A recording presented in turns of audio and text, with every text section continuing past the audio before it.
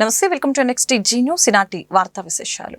సినీ నటి మానస వారణాసి తిరుమల శ్రీవారిని దర్శించుకున్నారు. వీఐపీ ప్రారంభ విరామ దర్శన సమయంలో గోవిందుని సేవనలో పాల్గొన్నారు. అనంతరం ఆలయంలో స్వామివారిని దర్శించుకుని మొక్కులు చెల్లించారు. రంగనాయకుల మండపంలో ఆమెకు పండితులు ఆశీర్వచనం చేసి తీర్థ ప్రసాదాలు అందజేశారు. తిరుమలలో చాలా మంచి దర్శనం జరిగింది. చాలా గ్రేట్ఫుల్గా ఉన్నాను. చాలా పాజిటివ్ వైబ్రేషన్స్ ఉన్నాయి ఇక్కడ. అండ్ ఈరోజు తెలంగాణలో మన హైదరాబాద్లో దేశాలు వచ్చారు. We have 109 countries. చాలా సంతోషము. అండ్ ఈ సెలబ్రేషన్లో ఈ యూనిటీతో ఒక మంచి మీ అందరికీ కోరుకుంటున్నాను, మనందరికీ కోరుకుంటున్నాను. గత వైసీపీ ప్రభుత్వ హయాంలో సామాజిక మాధ్యమాల్లో మహిళలపై కొంతమంది పేట్రేగిపోయారు. అసభ్యకరంగా పోస్టులు పెట్టి వేధించారు. ఎవరు ఏం చేయలేరని ధీమాతో వ్యవహరించారు. ఇకపై మహిళల్ని దూషిస్తూ అవహేళన చేస్తూ వ్యక్తిత్వ హననానికి పాల్పడుతూ సామాజిక మాధ్యమాల్లో ఎవరైనా పోస్టులు పెడితే చూస్తూ ఊరుకోం, కఠిన చర్యలు తీసుకుంటామని రాష్ట్ర మహిళా కమిషన్ చైర్పర్సన్ రాయపాటి శైలజ స్పష్టం చేశారు. రాష్ట్రంలో మహిళలకి ఏ ఇబ్బంది కలిగినా ఎక్కడైనా అన్యాయం జరుగుతుందని అనుకున్నా నేరుగా వచ్చి మహిళా కమిషన్ ని సంప్రదించవచ్చని, వారి హక్కులను కాపాడేందుకు ఎల్లప్పుడూ సిద్ధమని పేర్కొన్నారు. మంగళగిరిలోని కార్యాలయంలో మహిళా కమిషన్ చైర్పర్సన్ గా రాయపాటి శైలజ సోమవారం బాధ్యతలు స్వీకరించారు. రాష్ట్ర వ్యాప్తంగా జిల్లాకు ఒకటి చొప్పున ప్రిమారిటల్ కమ్యూనికేషన్ సెంటర్ల ఏర్పాటు దసరంపై ఆమె తొలి సంతకం చేశారు. అనంతరం రాయపాటి శైలజ మీడియాతో మాట్లాడారు. గత 5 ఏళ్లు మహిళా కమిషన్ నామమాత్రంగా మిగిలిపోయిందని చెప్పారు. బాధితులెవరికీ న్యాయం జరగలేదు. మహిళలకి అండగా నిలబడతాననే నమ్మకంతో ప్రభుత్వం నాకు ఈ బాధ్యతలు అప్పగించింది. దాన్ని నిలబెట్టుకుంటానని వివరించారు. ఆంధ్ర రాష్ట్రంలో మహిళలందరికీ ఏ ఇబ్బంది కలిగినా కూడా ఎక్కడైనా మీకు అన్యాయం జరుగుతుందనుకుంటే, మీ హక్కులు కాలు రాస్తున్నారనుకుంటే తప్పకుండా మీరు నేరుగా వచ్చి మహిళా కమిషన్ని సంప్రదించవచ్చు. గత 5 ఏళ్లలో కూడా చూసాం, మహిళా కమిషన్ కేవలం అదొక నామకే వాస్తేలా మిగిలిపోయింది. ఎవరికి న్యాయం జరగలేదు. ఎందుకంటే అమరావతి రైతులకు ఏదైతే అన్యాయం జరుగుతున్నప్పుడు నేను కూడా మహిళా కమిషన్ని సంప్రదించాను.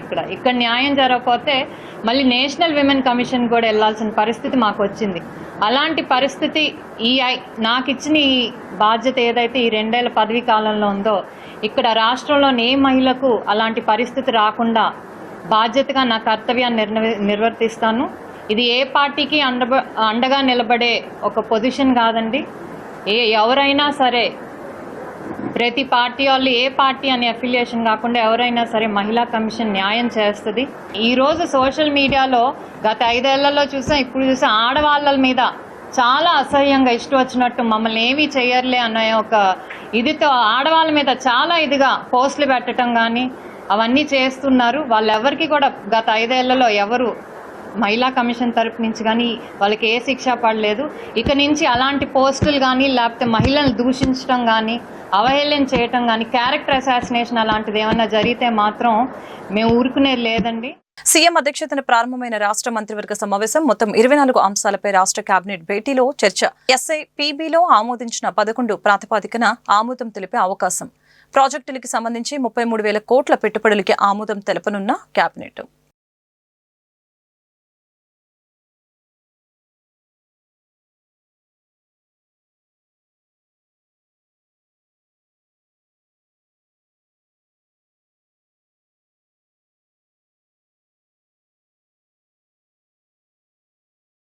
సోదితో పడవలసిన అవసరం లేకుండా రక్త పరీక్ష చేసే ఏఐ ఆధారిత డయాగ్నోస్టిక్ సాధనాన్ని దేశంలోనే మొదటిసారిగా హైదరాబాద్ నీలోఫర్ ఆసుపత్రిలో అందుబాటులోకి తీసుకువచ్చారు.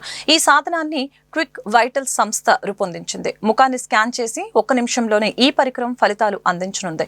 ఎల్ఈడి ట్రైపోడ్ కి అమర్చిన పీపీజీ పరికరంతో అనుసంధానితమైన సెల్ ఫోన్ స్క్రీన్ పైన 30 నుంచి 40 సెకండ్లు చూస్తే రక్తపోటు, ఆక్సిజన్, హార్ట్ బీటు, శ్వాస ప్రక్రియ, హెచ్ఆర్వి, ఒత్తిడి స్థాయిలు, హిమోగ్లోబిన్, పల్స్, రెస్పిరేటరీ, కోపెంట్, అలాగనే సింపథెటిక్, పారాసింపథెటిక్ యాక్టివిటీ వంటి సమస్యల్ని తెలుసుకోవచ్చు. మొదటి 2 నెలల పాటు 1000 మంది పిల్లలకు పరీక్షలు నిర్వహించి రిపోర్టులు పరిశీలిస్తామని డాక్టర్ రవికుమార్ వెల్లడించారు. పిల్లలు సూది చూడగానే భయపడుతుంటారు. వాళ్ళ తల్లిదండ్రులు కూడా చాలా బాధపడుతుంటారు. ఒక్కసారి గుచ్చి బ్లడ్ తీయాలంటే చిన్నపిల్లల్లో పేరెంట్స్, బేబీస్, గ్రాండ్ పేరెంట్స్ అందరూ కూడా ఇబ్బంది పడుతుంటారు. సో ఇవన్నీ లేకుండా బ్లడ్ టెస్టులు కావాలి అని అనుకుంటే ఏఐ టెక్నాలజీ తోటి సింప్లీ ఒక 30-40 seconds, less than a minute, 1 నిమిషం కెమెరాలోకి ఫోన్లోకి చూస్తే దానిలో నుంచి మనకి రిపోర్ట్ వచ్చేస్తుంది. దీంట్లో ముఖ్యంగా, చాలా ముఖ్యంగా ఆ బేబీలో బ్లడ్ హిమోగ్లోబిన్ రక్తం ఎంత ఉన్నది, రక్తహీనత ఉందా లేదా అన్నది తెలుస్తుంది. వైసీపీ హయాంలో అతివలు పడిన ఇబ్బందులకి అడ్డుకట్ట వేసేలాగా మహిళా కమిషన్ పనిచేయాలని హోంమంత్రి వంగలపూడి అనిత తెలిపారు. మహిళా కమిషన్ చైర్పర్సన్ గా రాయపాటి శైలజ బాధ్యతలు స్వీకరించారు. ఈ సందర్భంగా గుంటూరులో ఏర్పాటు చేసిన ఆత్మీయ సమావేశానికి ఆమె ముఖ్య అతిథిగా హాజరయ్యారు.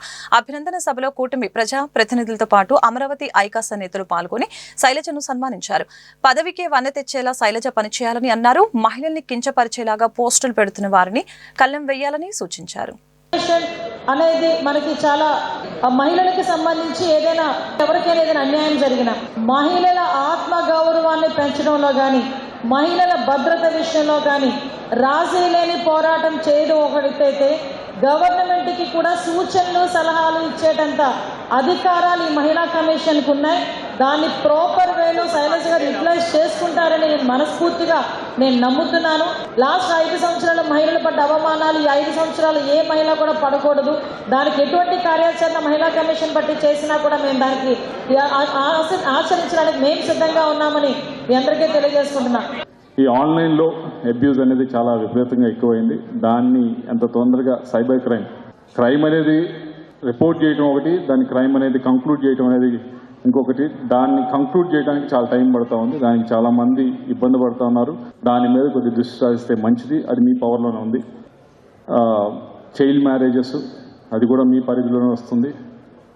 హ్యూమన్ ట్రాఫికింగ్ కూడా దాదాపు లాస్ట్ 1 yearలోనే 66,000 మంది దాకా ఈ చైల్డ్ మ్యారేజెస్ కానీ వీటిల్లో కానీ చాలా ఇరుక్కోవడం జరిగింది. మన రాష్ట్రానికి సంబంధించి చాలా మేజర్ ఇష్యూ. మనం చాలా అంటే మనం అంత అర్బన్ ఏరియాస్లో ఉండి మనం గమనించట్లేదు, కానీ కొద్దిగా రూరల్ ఏరియాస్ రెండచింతల, బొల్లాపల్లి ఆ ప్రాంతాలకు వెళ్తే చాలా విపరీతంగా అవుతూ ఉన్నాయి. దానిపైన దృష్టి సాధించాలంటే ముఖ్యంగా స్కూల్స్తో టైప్ అయితే, గవర్నమెంట్ స్కూల్స్తో టైప్ అయితే అవుతుంది. రాజధాని ఉద్యమంలో పోలీసుల కాలి దెబ్బలు తిన్న మహిళామణులు ఉన్నారు. ఎంతోమంది మహిళలు ఇబ్బంది పడ్డ సందర్భం ఉంది. అటువంటి మహిళల్ని ఫ్యూచర్లో ఎవరైనా కించపరచాలన్నా, ఎవరైనా తక్కువ చేసి మాట్లాడాలన్నా భయపడే విధంగా మా రాయపాటి శైలజ గారి ప్రవర్తన ఉండాలని నేను కోరుకుంటున్నాను. నిజంగా అంటే పదవి వచ్చినంత ఆనందంగా ఉంది, కానీ అలాగే దానికి న్యాయం చేయగలం. ఎందుకంటే ఉద్యమంలో ఎలాగైతే మా మహిళలు మేము అంతా కలిసి చేశామో ఆ ఉద్యమానికి ఎంతైతే ఎక్స్పెక్టేషన్స్ పెట్టుకున్నారో మా మీద, ఆ ఎక్స్పెక్టేషన్స్కి మేము తూగగలగాలి. పాకిస్తాన్లోని అన్ని ప్రాంతాలపై దాడి చేసే సామర్థ్యం భారత్కి ఉందని army air defence DG lieutenant general Sumer Ivan తెలియజేశారు. పాకిస్తాన్లోని ప్రతి ప్రాంతం భారత రేంజ్లోనే ఉన్నట్లు తెలిపారు. ఓ జాతీయ మీడియాకు ఇచ్చిన ఇంటర్వ్యూలో ఆయన పాకిస్తాన్పై విమర్శలు గుప్పించారు. ఒకవేళ పాక్ సైన్యం తమ ప్రధాన కార్యాలయాన్ని రావిల్పిండి నుంచి ఏ మారుమూల ప్రాంతానికి తరలించినా అక్కడ కూడా వారు కలుగు వెతుక్కొని అందులో దాక్కోవాల్సిందేనని ఎద్దేవా చేశారు. భావి భారత పౌరుల్ని తీర్చిదిద్దే అవకాశం ఉపాధ్యాయులకే ఉంటుందని దెందులూరు ఎమ్మెల్యే చింతమనేని ప్రభాకర్ తెలిపారు.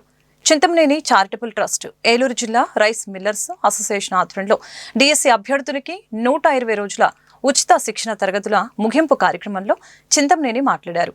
అభ్యర్థులు విజయం సాధించి ఉపాధ్యాయ వృత్తిలో స్థిరపడటమే కాకుండా తమ చుట్టూ ఉన్నవారు ఎదిగేందుకు చేయూతనివ్వాలని సూచించారు. ఉచిత శిక్షణ ఇచ్చి ప్రోత్సహించిన చింతమనేనిని డిఎస్సి అభ్యర్థులు శాలువాతో సత్కరించి తమ అభిమానాన్ని చాటారు.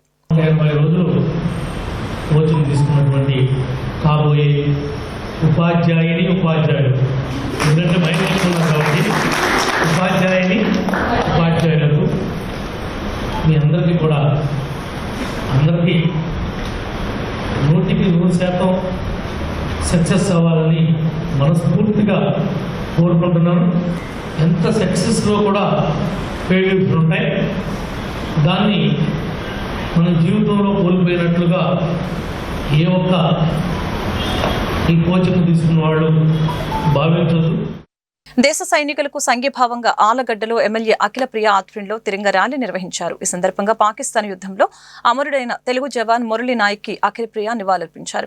పొట్టి శ్రీరాములు విగ్రహం వరకు కొవ్వొత్తులతో ప్రదర్శన నిర్వహించారు. కుల మత పార్టీలకు అతీతంగా నియోజకవర్గ ప్రజలు తిరంగ ర్యాలీలో పాల్గొన్నారు. ఈ సందర్భంగా ఎమ్మెల్యే అఖిలప్రియ మాట్లాడారు. చాలా రోజుల తర్వాత జాతీయ జెండాను పట్టుకున్నానని అన్నారు.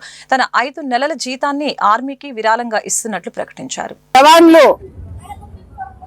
ఈరోజు బోర్డర్ల దగ్గర ప్రాణాలు కోల్పోయి ఈరోజు అమరులైనారో అటువంటి వాళ్ళకి మేము చేసేది అయ్యో పాపం అని అనుకోవడం తప్ప సామాన్య ప్రజలు చేసేది ఏం లేదు. నా వంతు నేను నా 5 నెలల జీతము ఆర్మీకి ఇవ్వాలని చెప్పి కూడా నిర్ణయం తీసుకోవడం జరిగింది. తప్పకుండా మరి వచ్చే రోజుల్లో యువత ఇన్స్పిరేషన్ గా తీసుకొని తప్పకుండా మన ఆర్మీ వాళ్ళు కావచ్చు, మన పోలీస్ డిపార్ట్మెంట్ కావచ్చు, నేవీ కావచ్చు, ఎయిర్ ఫోర్స్ కావచ్చు, ఎటువంటి వాళ్ళైనా సరే మనం ఇవ్వాల్సిన మర్యాద కావచ్చు, మనం ఇవ్వాల్సిన గౌరవం కావచ్చు, మన దేశాన్ని సైనికులు కాపాడుతున్న వాళ్ళకి మనం ఇవ్వాల్సిన మర్యాద ఇవ్వాలా. మా వంతు మేము ఇంతే చేయగలుగుతాం కాబట్టి నా జీతం నా పర్సనల్ గా నా వంతు ఒక 5 నెలల జీతము నేను ఆర్మీకి ఇస్తున్నానని చెప్పి కూడా సందర్భంగా తెలియజేస్తున్నాను. దారి దోపిడీలు, ఒంటరి మహిళల మెడలు ఆభరణాలు దోచుకుంటున్న అంతర్ జిల్లా దొంగల్ని కడప పోలీసులు పట్టుకున్నారు. 3 నిందితుల్ని అరెస్టు చేసి 6.5 లక్షల విలువైన ఆభరణాలు, నగదు స్వాధీనం చేసుకున్నారు. కడప జిల్లా చాపాడు మండలానికి చెందిన ప్రశాంత్, ఉదయ్, వినోద్ అనే 3 స్నేహితులు విలాసవంతమైన జీవితానికి అలవాటు పడి చోరీలకు పాల్పడుతున్నట్లు పోలీసులు తెలిపారు. వివిధ జిల్లాల్లో నేరాలకు పాల్పడినట్లు వివరించారు. వినోద్పై 23 కేసులు, ప్రశాంత్పై 13 కేసులు, ఉదయ్పై 10 కేసులు ఉన్నట్లు పోలీసులు తెలిపారు.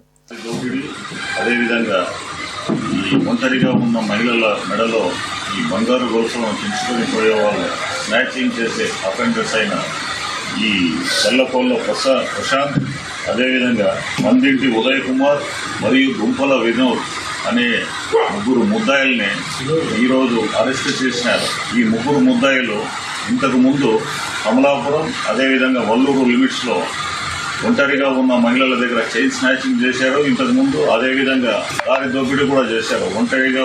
ఒంటరిగా పోయే వ్యక్తుల వద్ద వారి దారి దోపిడీ చేసి వారి దగ్గర నుంచి నగదు దోచుకున్నారు. దేశం కోసం ప్రాణత్యాగానికి సైతం సిద్ధపడి 3.5 దశాబ్దాలు సేవలందించిన విశ్రాంత ఎయిర్ ఫోర్స్ అధికారి స్థలాన్ని వైసీపీ నేతలు కబ్జా చేశారు. వారి చెర నుంచి తమ స్థలం విడిపించాలంటూ కాకినాడ కలెక్టర్ ఎస్పీలకు ఫిర్యాదు చేశారు. కుప్పం ప్రాంతానికి చెందిన విశ్రాంత ఎయిర్ ఫోర్స్ అధికారి కొత్తపల్లి వెంకటరాయుడు తూర్పుగోదావరి జిల్లా దివాన్ చెరువులో స్థిరపడ్డారు. కాకినాడ గైగోలుపాడులో 350 గజాల చొప్పున 2 ప్లాట్లు కొనుగోలు చేశారు.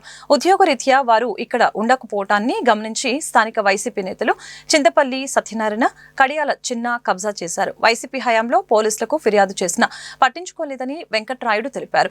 ఇప్పటికైనా తమ స్థలం కబ్జా చెర నుంచి విడిపించాలని కలెక్టర్ ఎస్పీలకు మొరపెట్టుకున్నారు. నేను 1970లో ఇండియన్ ఎయిర్ ఫోర్స్లో జాయిన్ అయ్యాను. అప్పటి నుంచి 2008 వరకు అంటే 38 సంవత్సరాలు కంటిన్యూస్ సర్వీస్ చేశాను. ఇక్కడ 2 సైట్లు కొన్నాము. 350 గజాలు ఒక్కొక్కటి గైగొల్లపాడులో నా పేరు మీద ఒక సైటు, మా శ్రీమతి పేరు మీద ఒక సైటు. అది 2018 వరకు అవి ఖాళీగా ఉన్నాయి.